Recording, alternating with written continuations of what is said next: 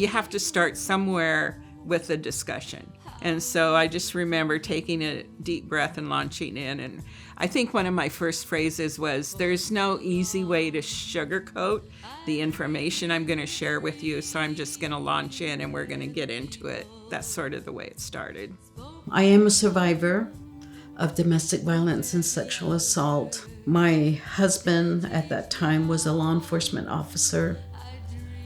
And it was very hard to try and call the police because no one would come. You know, we had a daughter. I really wanted her to have that relationship yet with her dad and for her dad to have that. But I also needed to know that she was going to be safe. So I moved back home to Washington State, fleeing a domestic violence from my son's dad. There was an opportunity to apply for a job with the police department as a clerk. And so I got to review all the police reports and, forward them on to victims of crime. And I said, oh, that's what I want to do. I believe I've always been a natural helper. I wanted to help other people, to empower them to be able to move forward without violence.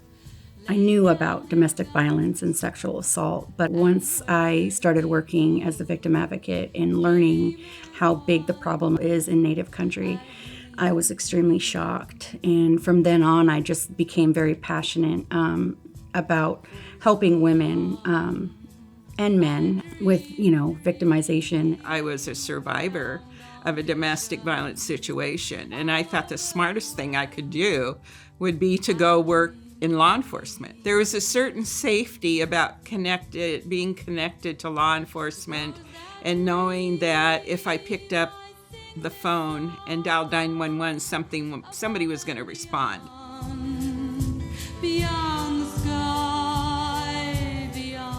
Yat she Cherylnisk I Cohen in she, Nanist Esha Tachin in Schlendot since a Kadni Ebashachin, Twidajini Dasha Che Dot Asche Dashanala, a whit out the ne astanchle. And that is how I am woman of the Navajo Nation, the Net tribe. My name is Nikki Finkbonner. I'm a Lummi member and a Klamath descendant. My name is Laura Fierro, and I'm the executive assistant and bookkeeper with WomenSpirit Coalition. I am Erica Hankin. I am an enrolled Port Gamble-Sklallam tribal member. My name's Dee Koester. I am registered with the Lower Elwha Klallam tribe, and we're coming to you from the traditional lands, customary lands of the Klallam tribes, of which there are 3 bands, Port Gamble, Jamestown, and Lower Elwha. What I like to say about WomenSpirit's origin story is it started with me visioning. How could we as one organization fit 29 different tribes? The one thing I knew from past history was we couldn't be owned by any one tribe.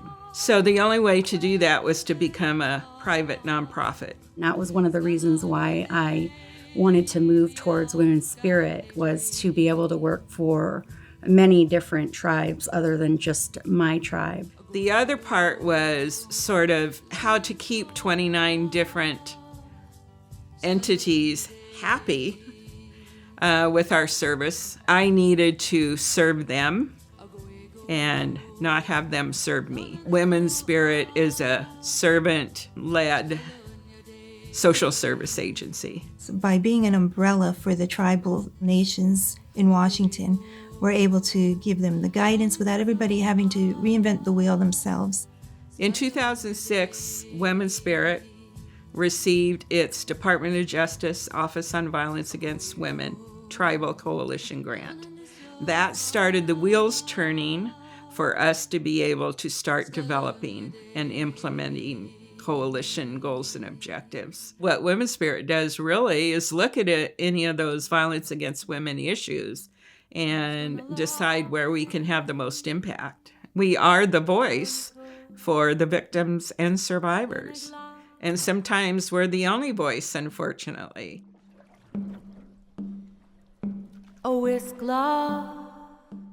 I've been in this work for over 40 years now. It's become a passion. It's my life work now. I hear their stories and I'm able then to just be able to connect with them and know that, you know what, your journey now is about surviving and what it is that you need to be able to do now for yourself. The importance of this kind of work is for people to have a place to go when they're in crisis. Those of us who work in this field, our ears are always in tune to what resources are out there and how it all connects and who helps who. Working for Women's Spirit, I'm able to help many, Native women or men. It makes me feel like my job matters, like I matter, what I'm doing matters, and that I'm just really making a big difference. So one of the main challenges that we face is parity in funding.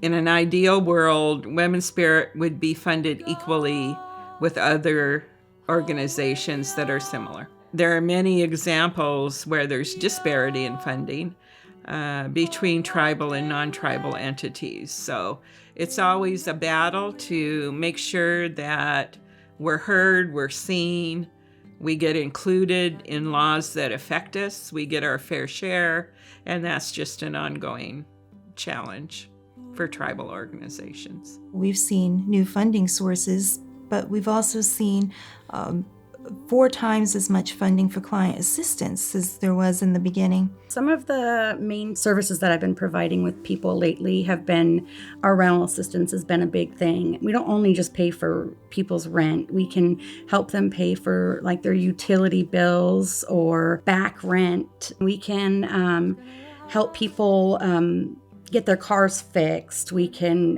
help maybe pay their insurance. The number of clients that we are contracted to serve has also doubled since I've started working. Women's Spirit Coalition is very essential to all our tribal organizations. They know what's going on, like federally and within the state. They help our people move forward because I know a lot of our tribes are scared to apply for state grants because there's a lot of work to do behind them.